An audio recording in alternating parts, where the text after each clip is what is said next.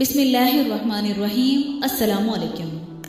اللہ تعالیٰ نے شیطان سے فرمایا، چاہے تو ان پر لشکر لے کر چڑھ جا، تیرے سوار لشکر ہو، تیرے پیدل لشکری ہو، مراد یہ ہے تو جس طرح چاہے بہکانے کی کوشش کر سکتا ہے۔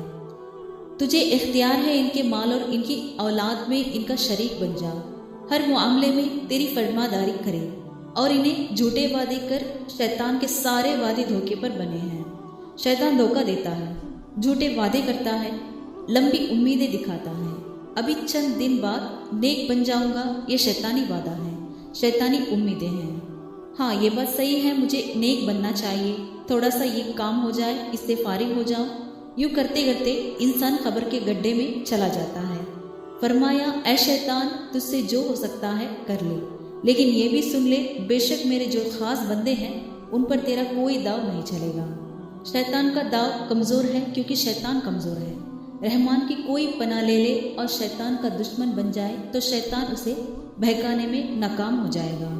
صرف شیطان پر حملہ کرنے کے لیے ایک طریقہ ہے، اس کو دل میں پختہ نہ ہونے دے، فوراً جھڑک دے اور کہے، کبھی ایسا نہیں ہوگا کہ اذان کی آواز آئی اور آپ نے شیطانی خیال کو جھڑک دیا اور آپ نماز کے لیے نکل پڑے تو شیطان نے آپ کے پاؤں پکڑ لیے، کبھی ایسا نہیں ہوگا۔ ہمت کریں گے تو اللہ تعالیٰ کی مدد آئے گی، وہ تو صرف برائی کا خیال ہمارے دل میں ڈالتا ہے۔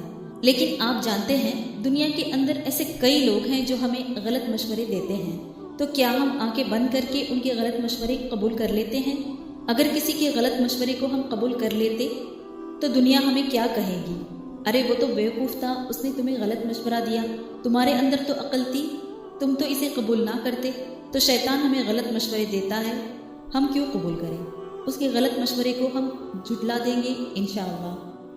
اور تیرا رب کام بنانے کے لیے کافی ہے، یعنی اے شیطان، میرے بندے جب میری پناہ لیں گے اور مجھ سے مدد مانگیں گے اور وہ تجھ سے دشمنی رکھیں گے تو میں ان کی غیب سے مدد فرماؤں گا، میری مدد ان کے لیے کافی ہے۔ شیطان کے پھر وار ناکام ہو جائیں گے۔ اگر پورے دن شیطان اپنے تمام چیلوں کے ساتھ بھی حملہ کرے تو اللہ کے سچے بندے کو بہکانے میں کامیاب نہیں ہو سکتا جب تک کہ وہ خود گناہ کی کوشش نہ کرے۔ اللہ تعالی ہمیں گناہوں سے سچی پکی توبہ کرنے کی توفیق عطا فرمائے، آمین۔ جزاک اللہ خیر۔